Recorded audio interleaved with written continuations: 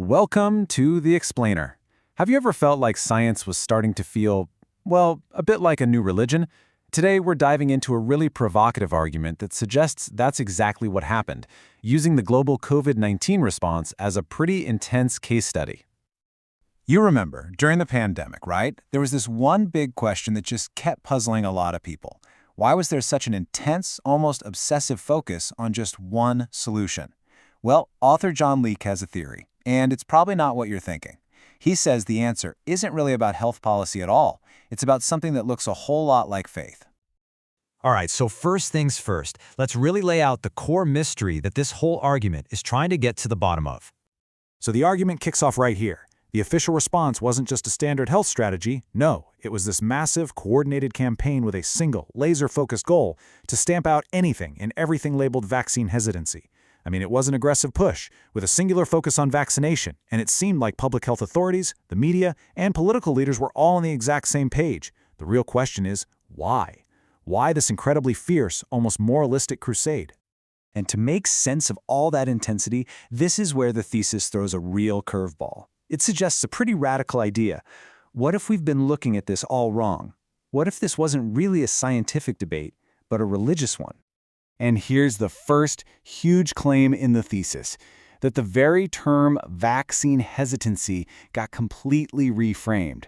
It wasn't treated like a legitimate scientific question or a personal medical choice. Instead, it was painted as a kind of moral failing, almost like heresy, a heresy against this new, powerful public health orthodoxy. And this quote from the source material, man, it just cuts right to the absolute heart of it. The whole idea is that if you really want to understand the passion, the anger, the conflict we all saw, you have to stop looking at it as a scientific dispute. You have to start seeing it as something quasi-religious. Okay, so if we're running with this idea, if vaccination became this new kind of faith, then you've got to ask, right? Did it have its own holy symbols? Well, the argument says yes, and it points to some really striking examples where it looks like science and sacred imagery started to blend together. Okay, check this out. Exhibit A is a coin issued by the Vatican in 2022. Now, the official catalog describes the scene as a boy prepares to receive the vaccine. But that language, it's incredibly close to the language used for the Eucharist, a core Catholic sacrament. The argument being made here is that this is no accident. It's a deliberate mixing of science and sacred ritual.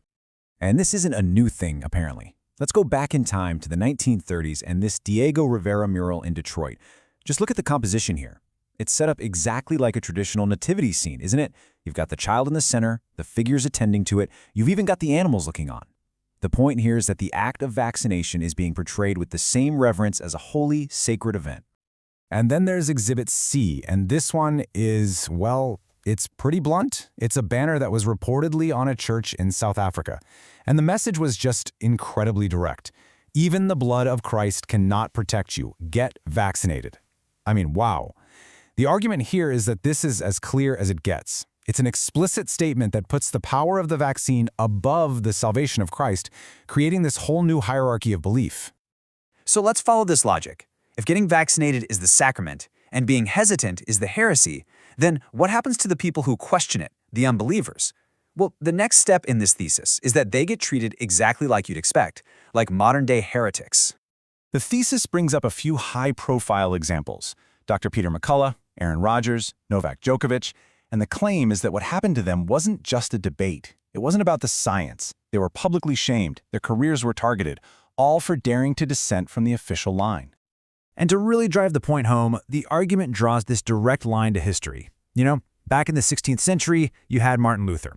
He challenged the established religious doctrine, and what happened? He faced the full wrath of the church. The thesis says that in the 21st century, when these dissenters challenged the established public health doctrine, they faced a strikingly similar kind of institutional backlash, a full-court press aimed at, professionally annihilating them and shattering their public credibility.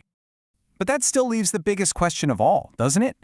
What's the ultimate motivation for all of this? Why would this happen?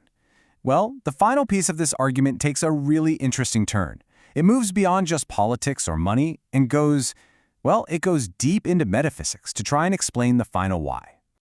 The thesis argues that money alone just isn't enough to explain this level of coordination and intensity. There has to be something else going on. And to understand that something else, we have to look at the very technology that was at the heart of it all. Because according to this argument, this was never just about a new medicine. It's about a fundamental, almost seismic shift in how humanity perceives its own power. It represents a leap from simply reading the code of life to actively rewriting it. So think about it like this, a two-step process. Step one was the Human Genome Project. That's when scientists finally learned how to read what Francis Collins, the former head of the NIH, literally called the language of God. But then comes step two, mRNA technology. And this, the argument says, is the game changer.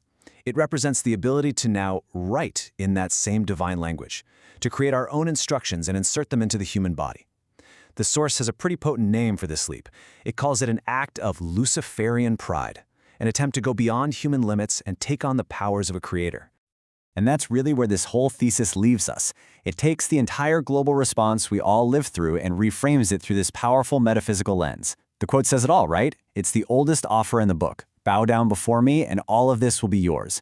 Power in exchange for obedience. And that is one heck of a provocative thought to end on, about the incredible collision of science, power, and what it is we truly believe in.